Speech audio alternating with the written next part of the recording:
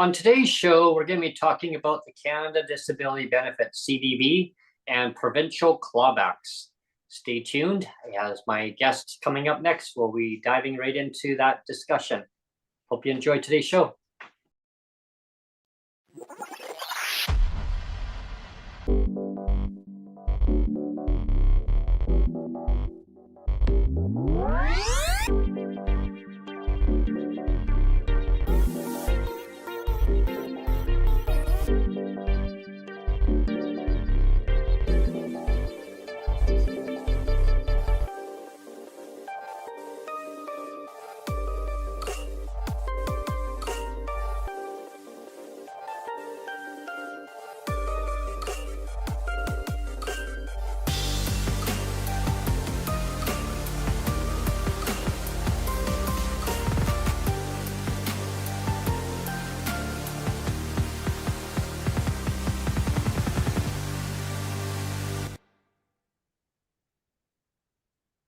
Hello, everyone. Thanks for tuning in to PWD Allies podcast. My name is Brent Frayne. I'm the host. Today, we're going to be talking about the Canada Disability Benefit and provincial clawbacks. And with that being said, today is a special show. Today is the 200th episode. That's right, the 200th episode. And well, it's, with that, I'd love to share that episode with my next guest. Cheryl Hardcastle is joining me to celebrate our 200th episode, and that's great to have Cheryl joining me with that. So hello, Cheryl, how are you? Congratulations. Yeah, thank you. 200 more great episodes. Yeah. Yeah. We've been doing this for like 2.5 years, and so 2.5 years later, it's 200 episodes. Yeah. Nice. It's wonderful to have you join us today, Cheryl, to celebrate the 200th episode, and especially with what's going on about the Canada Disability Benefit and provincial clawbacks. And that's what we'll be talking about today on today's show. Yeah. We want to celebrate the 200th episode, and it would be so nice if we could be talking about, all of the accomplishments and all the things that have come to pass. But alas, this podcast is a special way for us to be able to vent some frustration in a wholesome way, have good, meaningful discussion about some of these issues, and try and keep some hope, try and keep some fire in our bellies for this fight, because sometimes we really do feel like just abandoned, and what's the use, right? Yeah. It's we've got to try and stay positive, but every time you hear something in the news or hear something left out, you're either in the news for the wrong reasons if it's a disability issue, or you're just left out entirely. So let's start with that first of all. Yeah, for sure. To the big clawback thing, we got 20 new core cabinet ministers with our new federal government, and we've got these 10 junior ministers that they're calling secretaries of state. And nobody's got the disability portfolio. Oh, yeah. Not said anywhere that you're the Minister of Disabilities. That's just entirely left out. And shameful. We're being hopeful. We're thinking, gee, maybe that means they understand that disability issues are not just issues, but it's this lens that you have to apply to everything. Maybe that's why they left it off entirely, because it's part of every ministry. Yeah. It would make sense to keep. That's not why. It would be nice if that was why, but it's not why. I feel that there's so much foundational work that still has to be done legislatively, whether it's the federal government itself or its relationship and agreements with provinces and territories. We really do need a ministry that is devoted to this. There's so much work that has to be done to bring us up to a decent standard, so that people that are living with disabilities don't have so many barriers to participation in society in Canada. In a country like Canada, we're capable of better, right? Yeah. That's what it boils down to. Yeah. We're a nation, we're capable of better here. And we just, it's political choice, it's political will.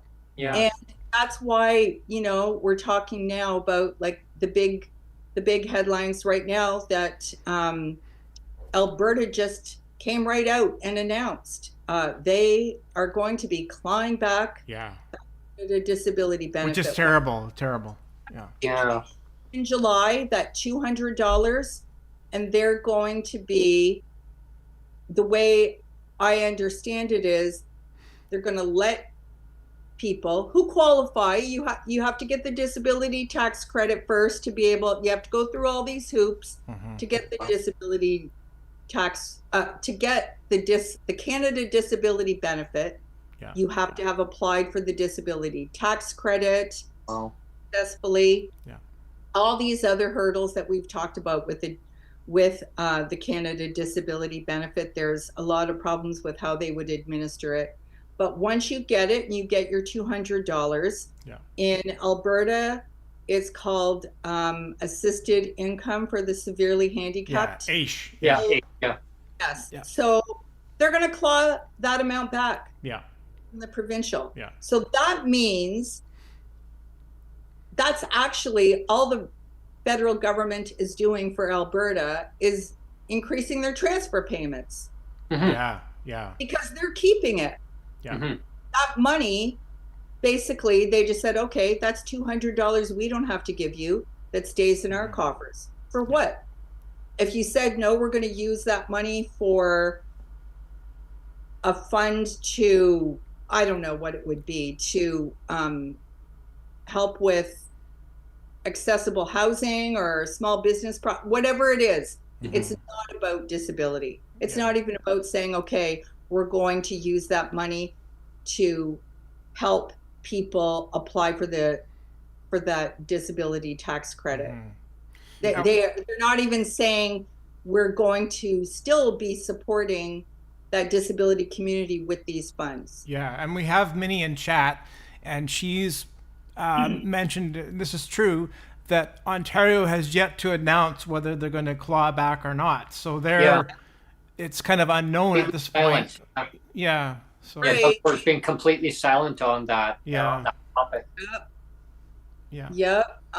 So we're still waiting to hear from PEI, New Brunswick, Ontario, Northwest Territories, and Yukon.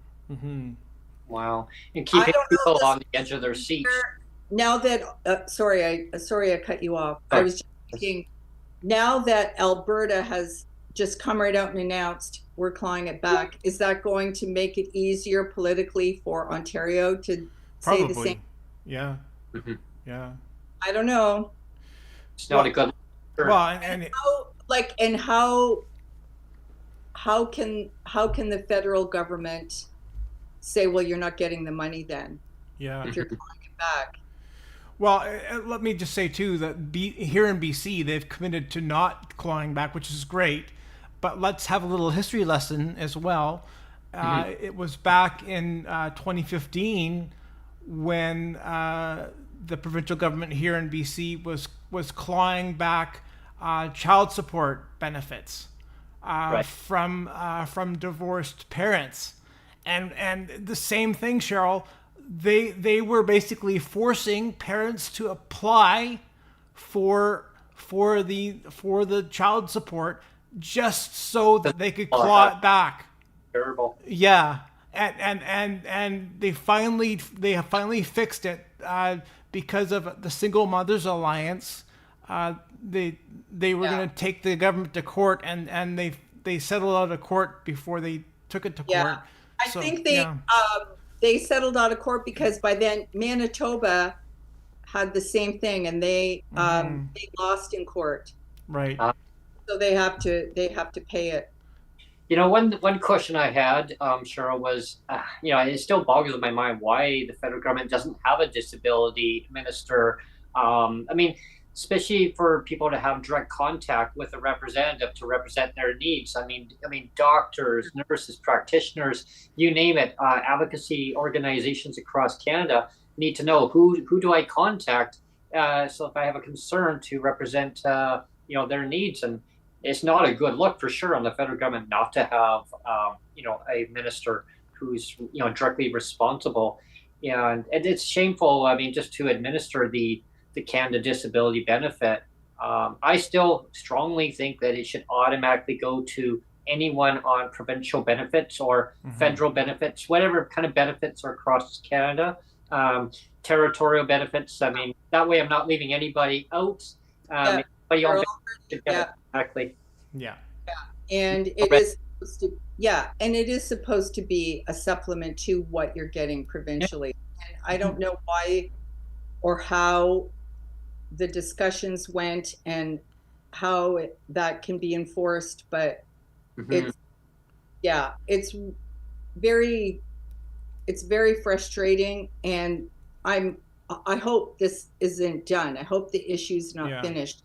They're going to keep working behind the scenes and try and figure out. There's got to be an incentive to do this. It can't just be something, if you have to use a punitive measure like the federal government holding something back if you don't do this, or there has to be incentive. If you do this, we'll make it easier to get whatever this grant is, or there's got to be ways that they can work with a province. Especially if a province is not, and I'm saying look at any province across the country, right? They all, different parties leading different provinces right now. But some provinces did. They publicly declared that there won't be any clawbacks. That was Manitoba and Nunavut and Nova Scotia, Saskatchewan, British Columbia, Newfoundland, Labrador, Quebec. They all said, no, we're not clawing it back.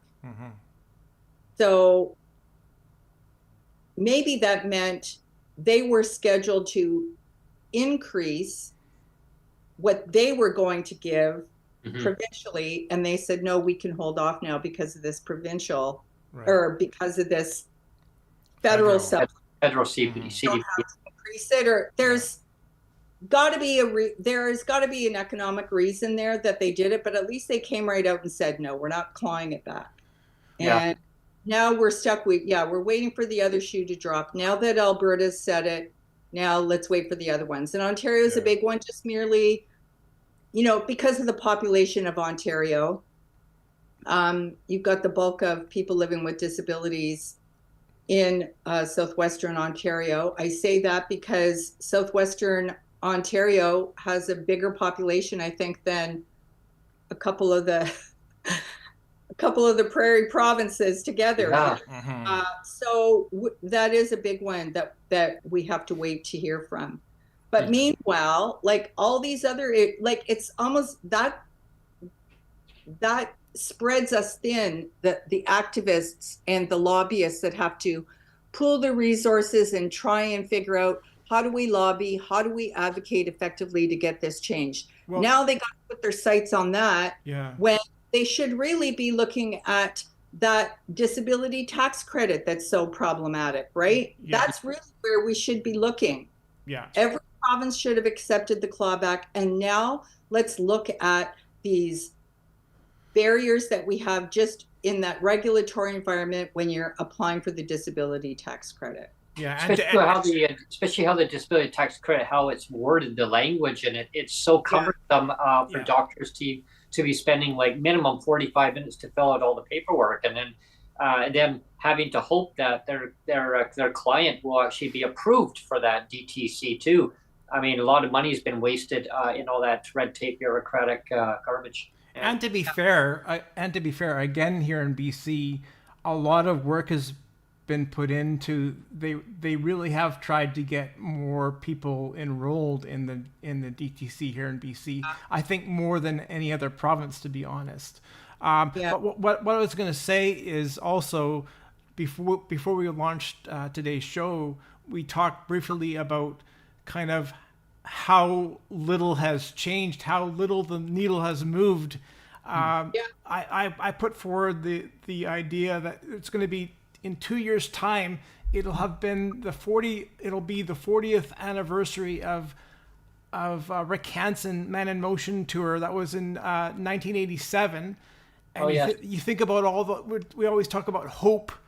You think about all the hope that was kind of stored up at that time. Yep. And, fast forward almost 40 years later, and how much has really improved in 40 years, and actually how much has taken a huge step back in 40 years. Like how much is actually worse? I would say there's a lot more worse than there is better after 40 years. One step forward, two steps back. Yeah. And just going back to that, like the issue of the disability tax credit for a second, because we've talked before about reports and recommendations that have been made on how to improve it.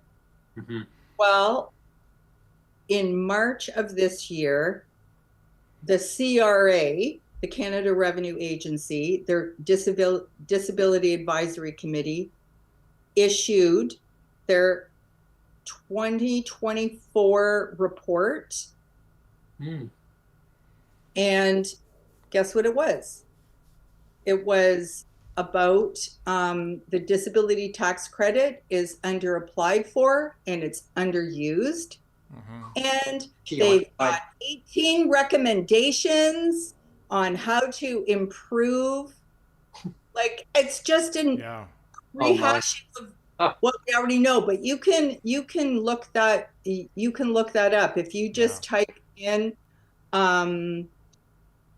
what is it called? 2024 5th Annual Report of the Disability Advisory Committee, Canada.ca. You can see the report, and you can see there some of the recommendations, like nothing is new. I think one of the new things to me in a recommendation was, it's been talked about before, but I don't think I've ever seen it as concise, that it shouldn't just be a doctor that's able to help fill out the part 2 of the form. You should have other qualified healthcare or social worker professionals that are accredited. They'd have to be approved that can help fill out some of these forms. And just my point, like, you need to be able to access a fund. You have to apply for this to get the CBD, to get the Canada Disability Benefit. If you have to apply for that first to get it, and that costs money, costs like $450. But depending on where you live, it's true. In some places, like they charge you to fill out these forms. And if you have to apply for it, and the kicker is in Alberta, you have to apply for it.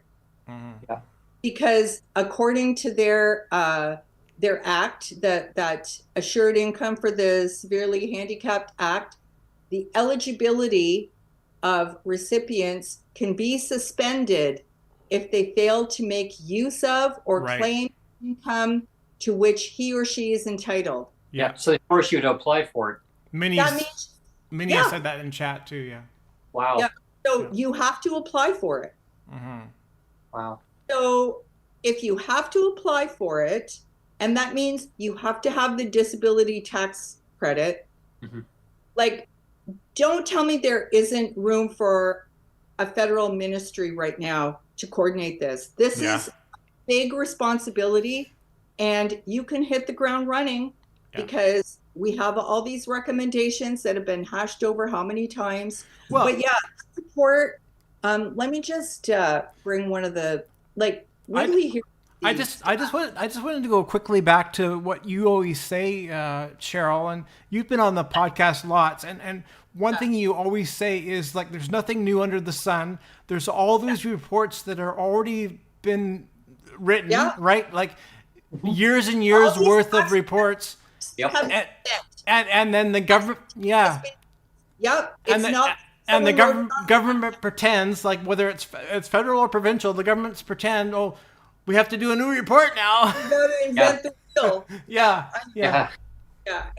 I know. It's so frustrating, isn't it? Yeah.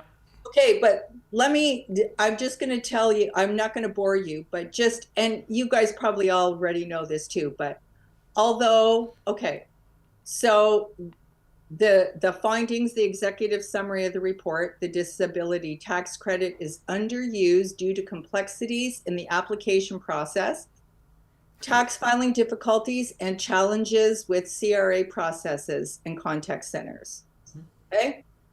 Although 96.6% of completed applications are approved, only 1/4 of people with disability who are likely eligible submitted a completed DTC application.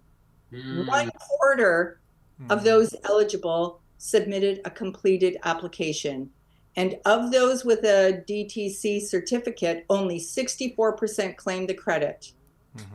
Wow, that's huge. Yeah. So it's not just about improving awareness of the program. It's about simplifying the application process.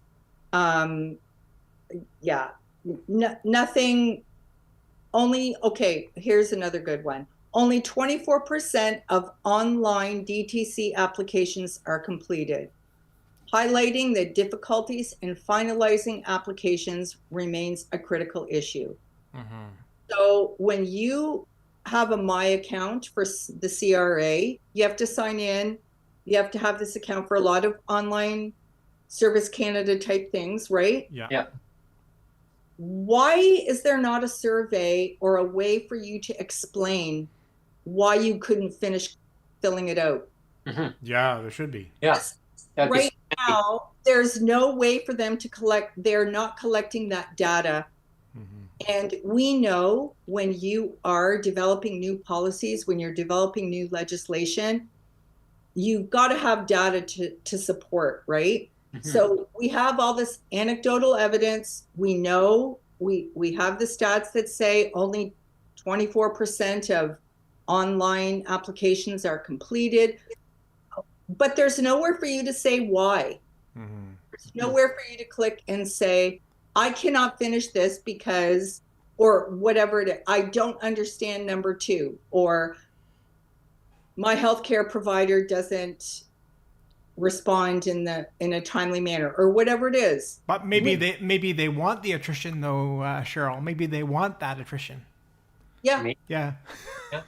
So they want that. So that goes back to, why do we need a minister? Yeah, exactly. Yeah. You have to collect data. You've got to figure out what the problem is. You have a barrier, obviously. People are not able to apply for this disability tax credit. They don't have the cash flow, first of all, when they have to pay a fee for helping them prepare. There's the second part of the form that's required to be filled out by your healthcare professional, by your doctor. There's so many things, but going back to the Canada Disability Benefit, you can't get it if you don't apply for that. So why are we not fixing it? Like, get rid of those barriers first. Let people apply. And meanwhile, somebody else in this ministry that they should have is working with provinces to figure out, how do you incentivize? I know we're angry, and it's good to, we would like to be punitive. We'd like to teach Alberta a lesson. We're going to hold this back if you don't do this. But that's not how negotiations work. You've got to incentivize. You've got to say, we'll give you a pot of money to help people apply for the disability tax credit. We'll waive this fee. We'll do whatever it is. You've got to negotiate to incentivize this. Anyway.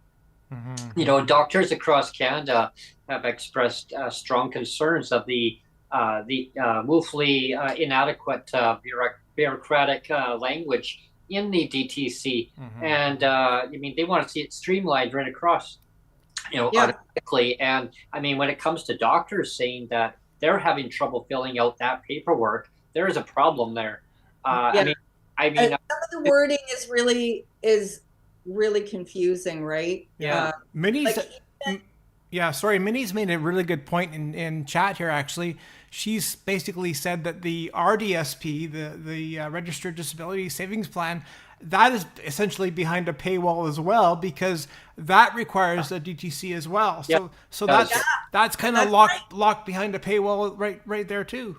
Yeah. It does, yes. And I remember way back when in the time machine, my family physician, long since retired, but he refused to fill out the paperwork. He says, you're already a disabled resident and a citizen of Canada. You would qualify automatically, Brent, going forward, because you are a citizen of Canada, you're disabled, and doesn't matter if you're provincial, federal jurisdiction. I go, well, because I mentioned about this DTC way back when, and I said, well, I want to get an RDSP. Well, he said, in order to get that, you have to have a DTC. And that was back then. And I said, okay, so you can fill it out. Nope, I'm not filling it out. You're already disabled. So end of story. Oh my God. Yeah. He said, I don't have the time, Brent. He says, I've got in 4 hours from now, I have to be in the hospital doing surgery. He says, I've got patients in the waiting room to deal with. I don't have that time to sit and fill out all this language that, are you decapitated? Are you invalid, Brent? Can you move around? He says, I have to prove that theory that your disability is amplified to a point where you can't do anything. Provincial, you've already proven your disability. You don't have to keep proving yourself again. Well, I that doctor was being really aspirational. That's what he wants to see. But I do have to fill this out, Doc. Yeah. And I need your help to do it.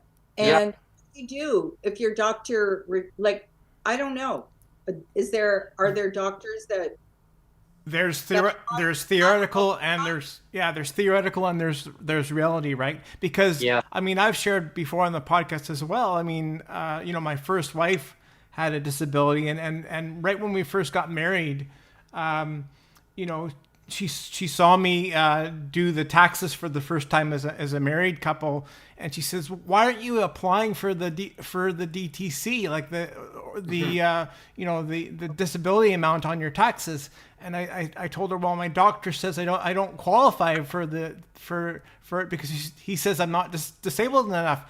And like I've said before, like my wife in a wheelchair was literally rolling on the floor laughing at me, saying, "That's ridiculous." And she says, "Go see my doctor," and I did, and her doctor immediately approved me, and it was fine after. Yeah. Well, that what happened was, because I went to my bank like way back when, and I said my doctor refuses to fill it out. They're like, in order to get your RDSP, he or she has to fill it out, and they said you're missing out on all these tax credits, rent, everything. So. Yeah, it's sad, right? So having it streamlined, I think, is a lot better. Or having maybe not a doctor or practitioner or any other health authority person fill out this stuff. It'd be that easier. Yeah, there's actually, that's one of the recommendations that was brought up, like in this most recent report. This is from the CRA Disability Advisory Committee report. That's one of the things, I think it's to remove, the recommendation to remove any reference to, and then in quotes, 90% of the time, and remove the bolded emphasis on the phrase all or substantially all. Right. They just want that, just remove that entirely. Yeah. Because you go back to doctors themselves, they're human beings as well. It's very subjective. One doctor says yes, another doctor says no, and they don't realize that legislative environment, that there's this whole dominoes that starts to fall, right? It's really frustrating. Well, exactly, man, on how it impacts a person's life later on in their life. And once you fill out your part, here's my thinking. Once you, I know it's, and I know it's aspirational too, but you should be able to fill out your part, like that, the first part of the form to fill out the disability tax credit. You should be able to fill that out, give your information of your province and what you're already deemed qualified. You're already deemed qualified in this province. You should be able to submit that. Yeah. The part 2 that they require, the onus should be on the federal government. Yeah. We're waiting for this. This is outstanding from you. Why haven't you sent it? That's true. That's true. Why, like, it's up to them to encourage the practitioner to finish completing it. That shouldn't be on you. Or here's another good suggestion too, would be, so if they require the recipient, meaning the PWD recipient, to fill out the paperwork, so they fill it out, they send it off to the federal government. The federal government now talks to their provincial counterparts and they attach it to your provincial benefits automatically and say, okay, the information is already here from the practitioner originally who filled out that paperwork, and boom, done. Yeah. Yeah. They already have proof of a disability at the provincial level, so it's so easy peasy. Individuals have to pursue this beyond their own personal responsibility. Yeah. You can't control what these other professionals do, and I think you should be able to just fill out your part, and so that you're entitled, so you can receive the Canada Disability Benefit. But yeah, it's things that make sense. Like, yeah, this is like, there's like rocket science or something, you know what I mean? Like both, right? Yeah, it's very problematic. How you continue to say, like, okay, we're going to keep advocating, we're going to keep working at this. It's so hard. You have to have so much time to like regroup and like, you know, even these organizations like Disability Without Poverty, Council of Canadians with Disabilities, like, they require fundraising and donations to be able to keep operating and doing the work that they do. It's just it's just exhausting. Yeah. You know? But you're not you're not, when you're taking a rest from it, not able to just count on everyone's like in the same boat, that everyone gets exhausted. Maybe somebody else will come along. That's what we wait. Is somebody going to speak up? Oh, we all got to go out and lobby. I don't know how to get like Canadians together on this and speaking about this. It's so disheartening during an election campaign, isn't it? You know, speaking of bringing people together, we have a rally that's planned. We have a rally that's planned in British Columbia on May 29th at the BC Legislature to put an end to legislative poverty. But that's in BC, but we're also going to amplify the voice for all Canadians across. Like I was saying, we just had a federal election. All through the election, you wouldn't think there's no issues. No disability issues exist. Yeah. They just not brought up as election. No one brought it up as an election issue. Not even once in passing. Well, it was just never mentioned. Yeah, and even the Canada Disability Benefit. Not even one word. Like, what happened to the Accessible Canada Act? I know, eh? Gung ho. It's at the bottom of a bird cage somewhere. What is happening? One thing I wanted to say too is, you know, way back when the CDB was kind of first introduced, one of the very hopeful and aspirational things that I held, hope for, was this idea that once they released this CDB, and at that time we were all assuming it was going to be at least maybe $600 or $700 a month. But my hope was, you know, if they provide this, then the provinces all across Canada will have to automatically start start eliminating all the clawbacks that they're already doing as part of this rollout of the CDB. Now that hasn't happened, and I don't think it will happen. But it made sense to me that should happen, but it doesn't seem to be that's the prerequisite, and I don't know really why, or how they're managing to skate around that. It's like, well, we're gonna have this CDB, but we're still gonna be clawing pensions back, my survivor's pension. It doesn't really make sense. I remember when that came out, when they first announced it, and when it was like, I thought, wow, okay, this is going to be interesting. And of course, as the language of the bill started changing, the criteria, I mean, was it 1.5, 1.6 million at first? Mm-hmm. And I thought, okay, it's going to go to everybody on provincial. Okay, this is great. How do I apply for it? Well, nobody really knew all the details of that yet because, the regulations. I remember I mentioned to Sonia about that. She says, even to yesterday, she says, I'll believe it when it's in my bank account. Yeah. And she said that right from day one too. And I remember having discussions even on the old Twitter space when we had it there. People would say, I only believe it when it's in my bank account. I'll believe it when it happens. But truly, I thought it would. I thought, wow, okay, maybe this is a thing. It's actually going to happen. But 5 years later, and here we are, watered down benefit, and the application process for it hasn't even been released yet. Mm-hmm. I'll get your take on that one, Cheryl. Yeah. Why it hasn't been released? You hope? Oh, because they're working on streamlining something. They're going to work with the provinces on how to roll in. I don't know.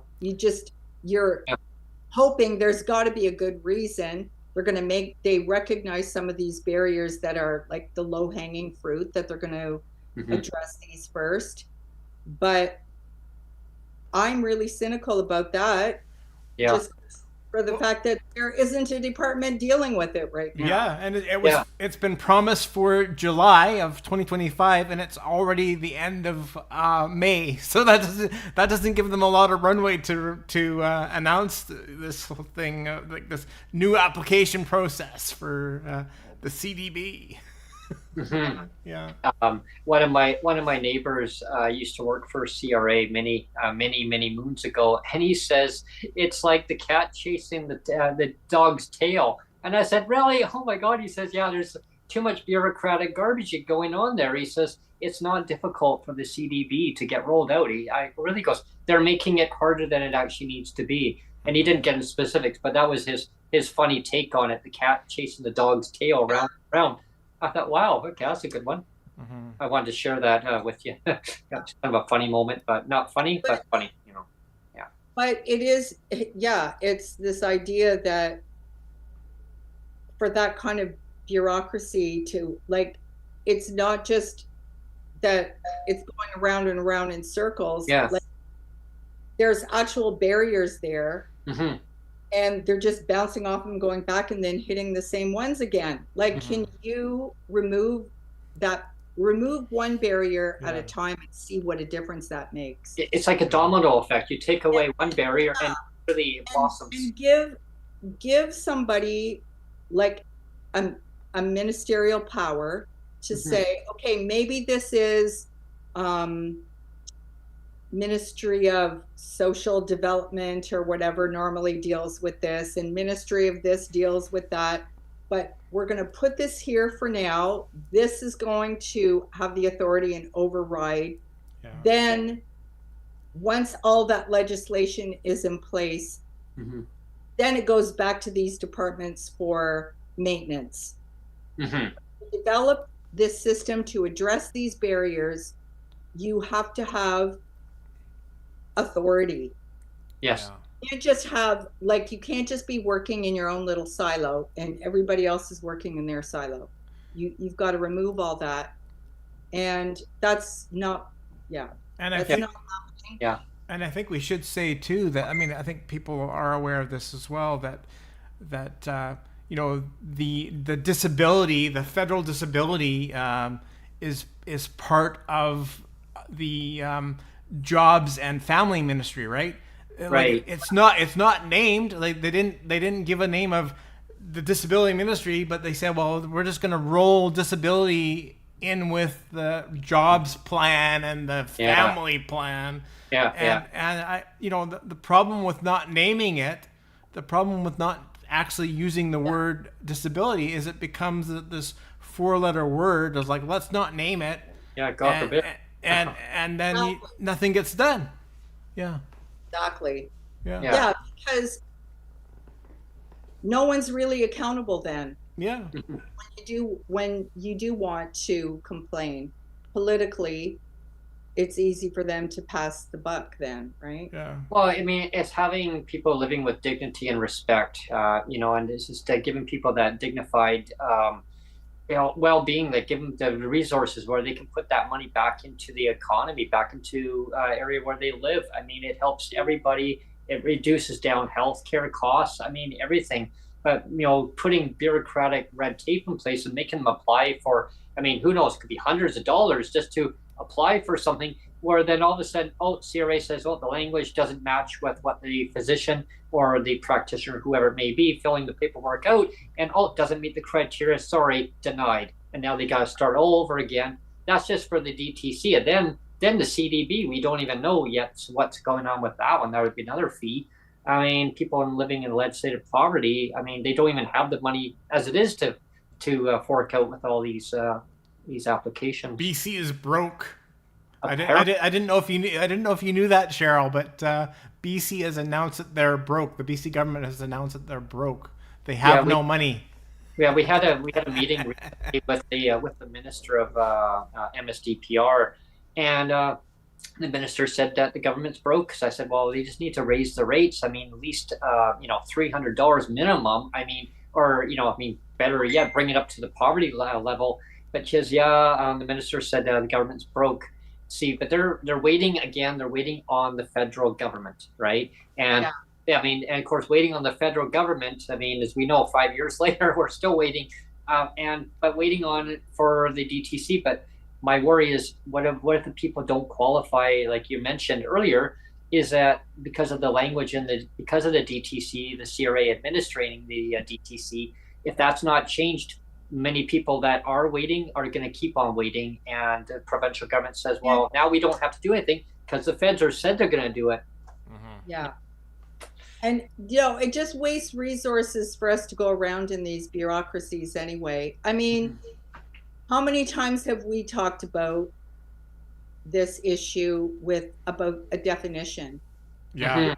A common definition of disability, like for use across the government of Canada, in line with the recommendations from the Disability Inclusion Action Plan. Like, where are we on that? I think that recommendation comes up in every report.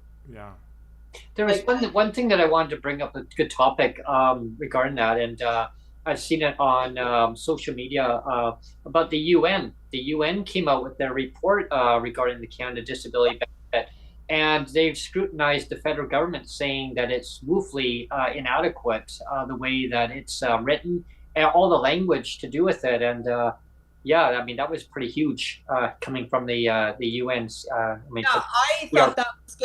I thought that was gonna be something that, like, to use your analogy earlier, like I thought that was gonna move the needle. Yeah, me too. But apparently not. Again, the federal government says, well, that's nice, the report. Okay, well, that's just nothing to see here, folks. Let's just move on, And I mean, I thought that was going to be huge, that they were going to hold them accountable. But no, somehow the feds said, hush, hush, like, get out of here. Got nothing to see. Maybe they got paid off somehow. Other distractions. Let's put this over here first and let the attention go to this. Yeah, they'll say, well, it's tariffs is the issue right now. Nothing. Distraction. Yeah. I mean, especially with the amount of losses in in your jurisdiction. I mean, in the auto industry. I mean, imagine people working in those industries. They lose their job. They lose their income. Imagine if they became disabled for whatever reason. Now they have to go on provincial benefits for whatever reason. I mean, they hurt themselves on the job. and now they're waiting for a Canada Disability Benefit or the provincial. I mean, people don't realize, and when you lose your income, all of a sudden now you're in a complete different whole scenario, a ball game, and it's devastating hearing about all these industries. They're shutting down plants. There are people getting permanently laid off.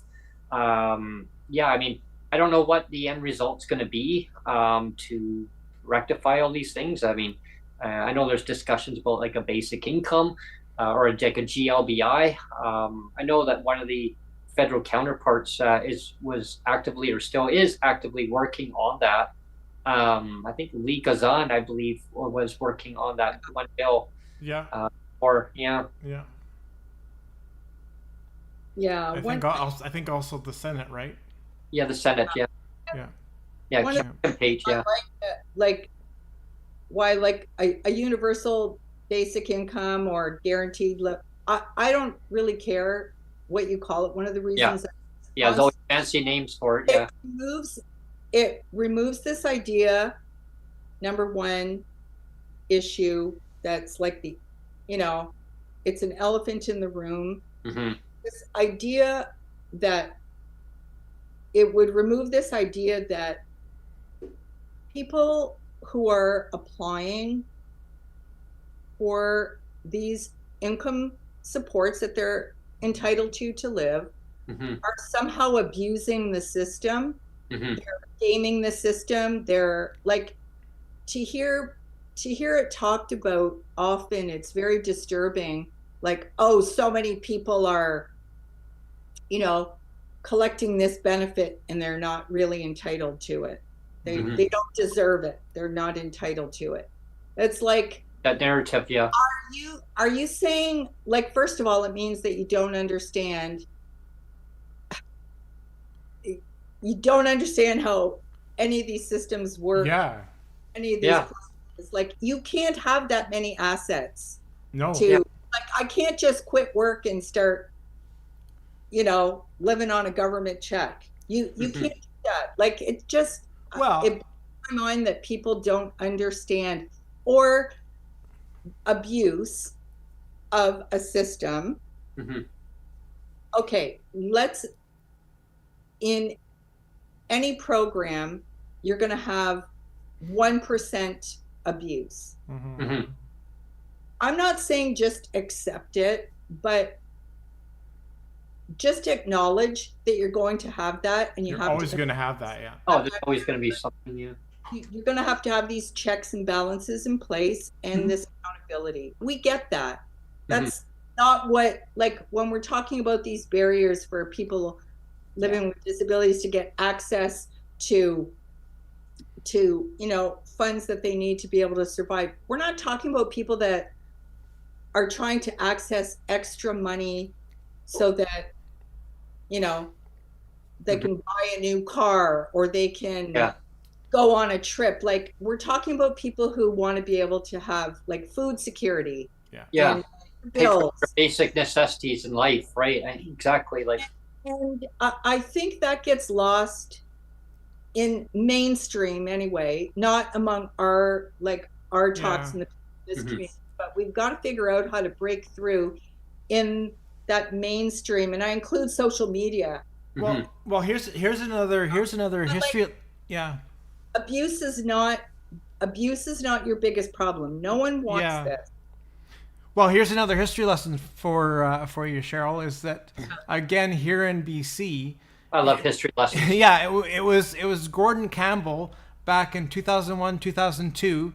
He had everybody on PWD assistance here in BC. He had everybody reassessed. That was the BC Premier at the time, Mr. Gordon Campbell.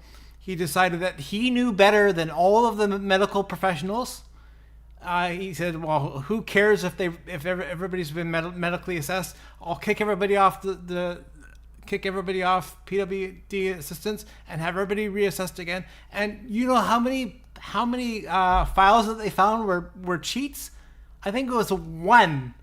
It was only one, and I mean, and I'm sure Gordon Campbell was convinced that everybody was cheating and he's going to find all these hundreds and hundreds of files of cheats. They found one. And My and, gosh. and remember too. I mean, I hate saying this, but it's truth. That in that time there were people that committed suicide.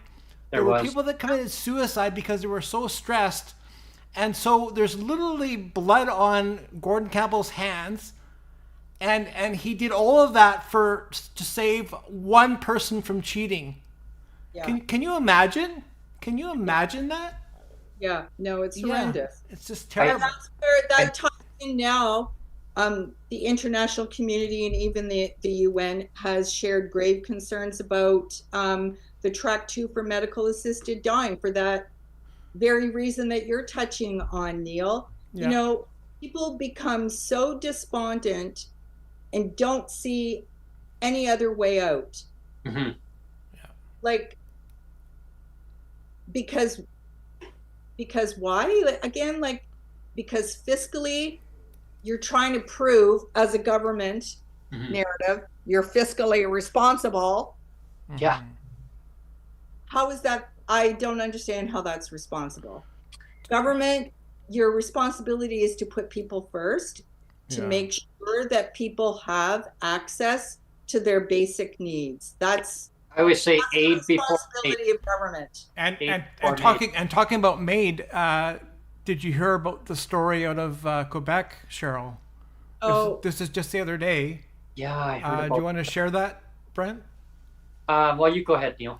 Yeah, there was. I think he had a physical disability, and so he was in the hospital, and he was unable to kind of move around, right? So it was one of those things that every 2 or 3 hours he had to be shifted around to prevent bed sores, and the hospital staff was not rotating him regularly, like every 2 or 3 hours. So he developed this huge, massive bed sore. It became so bad. That he applied for MAiD to end his life for a bed sore that was entirely preventable. I mean, right when he got into the hospital, they were already aware that this person had a disability, and he would develop a bed sore if he's not moved around. Yeah. So it was a known thing. It wasn't a surprise. It's like, if you don't move this person, he's going to get a bed sore. Preventable. And he did, and he applied for MAiD for a bed sore, an entirely preventable thing. yeah. Mating somebody for a bed sore is just crazy to me. Crazy. Well, like, how do we shift, like, the focus on the expectation of what government is for? Government is us. Yeah. Government is supposed to be an extension of us, and we say, here, you roll this out on our behalf. Make sure people's basic needs are met on our behalf. Representing our need. About that, government is either too big and it's in our personal lives, and you hear people talk about government is they over here. No, government is us, and our expectation of government, like, how do we, because I think that's the only way to change this course that we're on, where You're right. you can be so callous, so brutal, and stop talking about government like it's a personal budget. Yeah. Talk about, we can't afford this, and the government's broke, and we can't afford that, and we have this deficit and that debt. Okay, as long as we have a debt to GDP ratio, gross domestic product ratio, that's low, we're fine. Yeah. Doesn't mean I'm irresponsible with money personally. It's not the same thing. That's what they do. This narrative, they being how this whole narrative of government's places and to do this, we don't have enough money to do it. Yes, we do.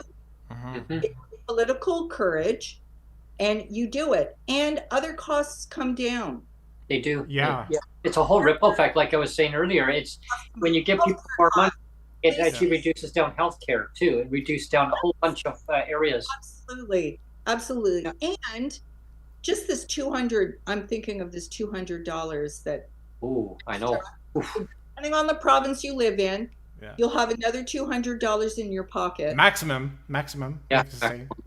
Up to, yeah. It's not enough. Yeah. But that money is going to stay local. That money's going to stay in the community. Yeah. That's economic stimulus. It's not. Yeah. But when you claw it off that person, it doesn't. It goes right back into the government coffers. I'm still not clear on that. It doesn't make sense to me. So the province, so Alberta just gets to keep that money in a pot? Yeah. Yes. And what, so they're basically telling that for a Christmas party, maybe for a Christmas party, end of year Christmas party. Yeah. And so what they're doing is that they're deducting it off so that it balances out, so you don't get any extra. And what I was reading an article though. Alberta's saving money. Yeah. But I was reading an article saying that this felt that the recipients on AISH was they were actually getting too much money apparently. Too much money? Are you kidding me? Like, wow. That's the methodology thinking, is they're getting too much money. I mean, sure, Alberta's one of the more generous provinces in Canada that, for the recipients on AISH, fine. But too much money? No, that's not too much money at all. And I mean, the logical thing is clawing it off. It's saying, well, apply for something that you're eligible for, but you're not eligible for it because we want to take it away from you. Yeah. It's like going to a candy store, telling a child, you can have this candy, okay, throw it on the counter, we're going to pay for it, but now the merchant's now going to take that away from you. You don't get the candy, but you paid for it. We're getting close to the end of the show already, Brent. But I just want to take the opportunity to be the first to be in the final comment, and I just wanted to say that for me, it's like you can call me naive or whatever you want to say, but I just think, I mean, a while ago, Cheryl, you were saying that it's the role of government to, we put government in place to do good for people. And I mean, I think, that government should always strive to do the right thing. I mean, what's wrong with always striving to do the right thing? Like when you have legislated poverty, you're doing the wrong thing. And not only are you doing the wrong thing, you're doing the wrong thing on purpose. That's over and over again, and that's a new choice. It's a new choice every time. To make that same choice, it's a new choice every time to do the wrong thing on purpose. And I just want to challenge government to start doing the right thing. Start doing the right thing, not do the wrong thing on purpose over and over and over again. Because when you keep repeating the same thing, when government repeats the same thing over and over and over again, it gets pretty stale. It gets really old, and it's not working for the recipients who have elected those representatives in to represent our needs. Actually, I'll pass it over to you first, Cheryl, and then we'll do our ending comments, and then I'll end it with my comments. Mm-hmm. Oh, okay. Well, I just feel like there was a whole, there was over time a whole bureaucratic exercise and debates about how you come up with a poverty line. And it wasn't perfect. Mm-hmm. No matter where you are, the formulas that are used by the government of Canada, that market basket measure, it's not perfect, but it's called the poverty line. Okay?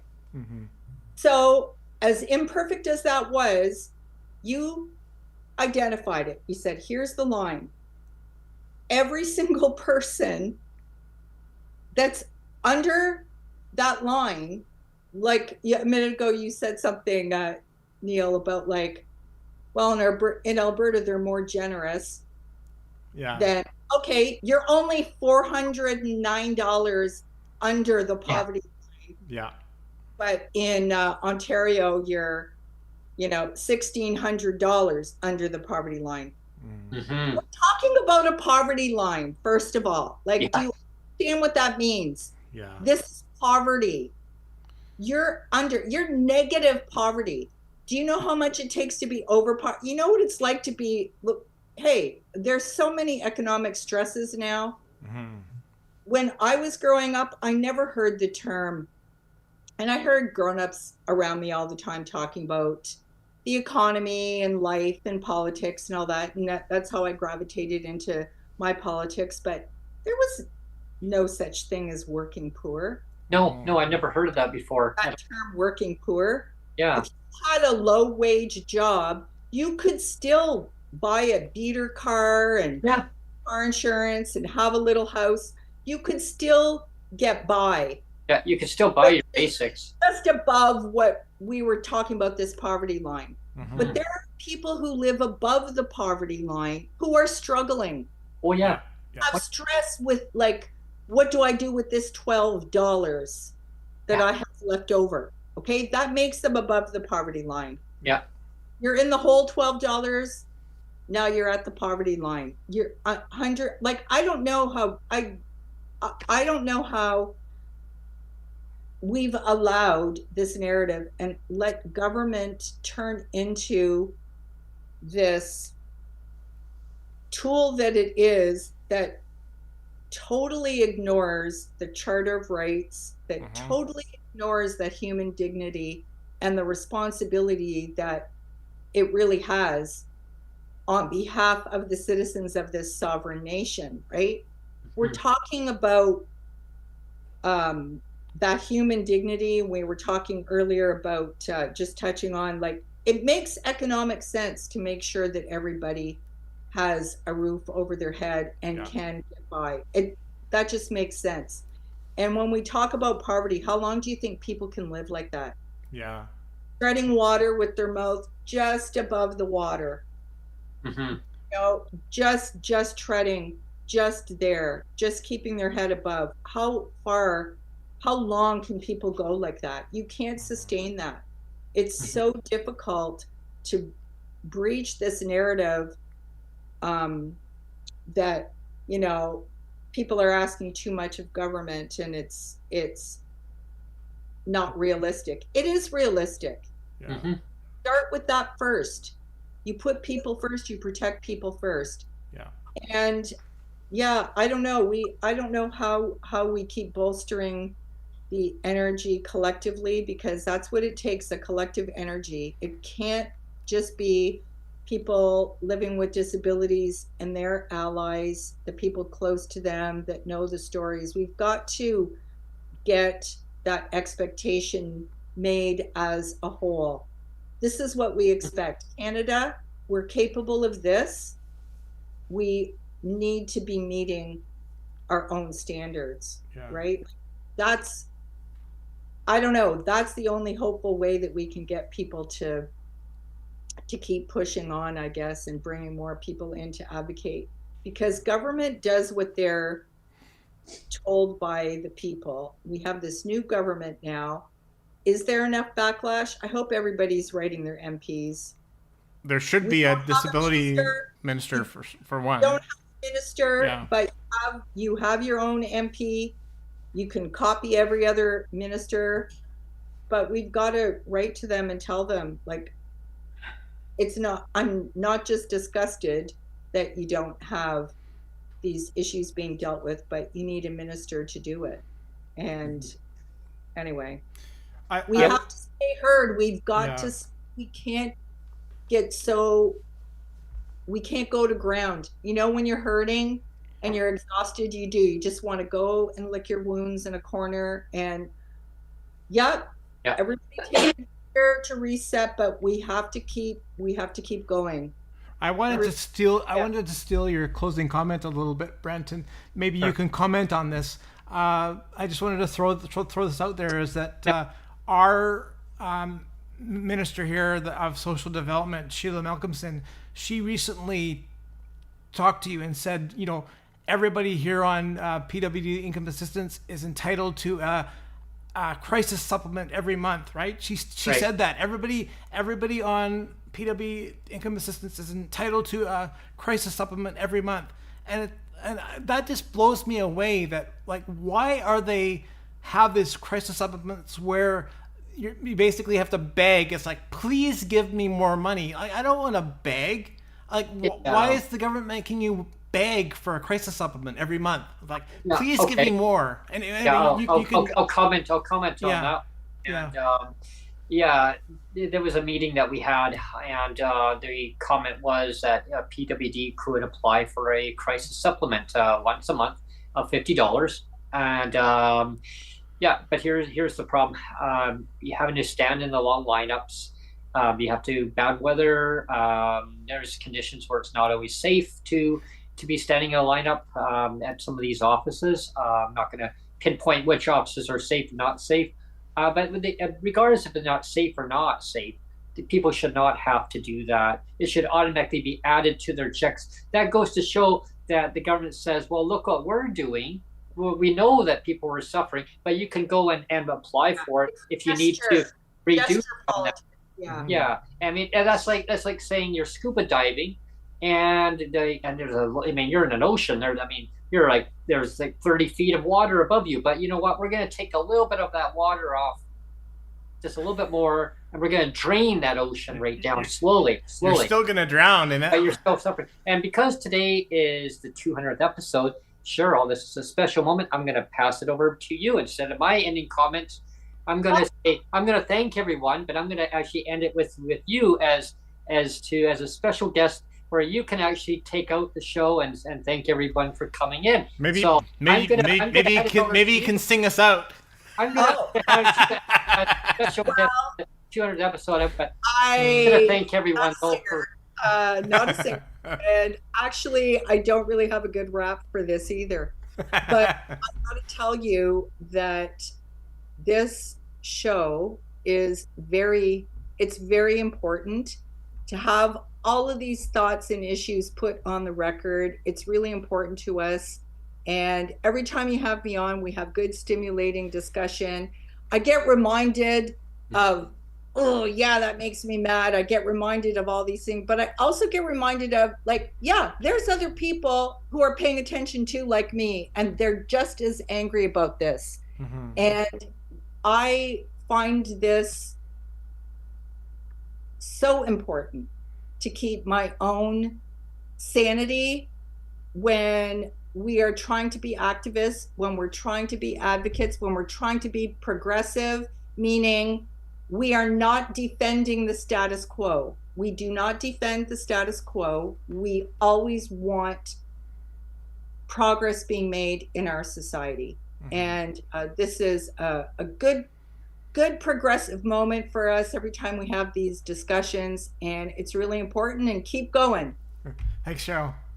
Thank you, Cheryl, on that one. And I want to thank you for your time today, Cheryl, for coming on to the show as always, and especially with today's 200th episode. I look forward to having you on again very soon. I also want to thank our listeners and our viewers today for watching and tuning in. As always, please like, share, subscribe the content. There's buy us a coffee. There's always lots of options to ways of tuning into the show, through your podcast version or the YouTube. Definitely check it out. The closed captioning session will actually show up within 24 hours. So it'd be for people that are watching closed caption. It shows up within 24 hours. Yeah. Definitely stay tuned for more Breaking with Brent segments coming up soon. There's a parade on Monday. Rain or shine. Victoria Day. So Victoria Day. So I'm going to venture out in the rain and try to record our Victoria parade.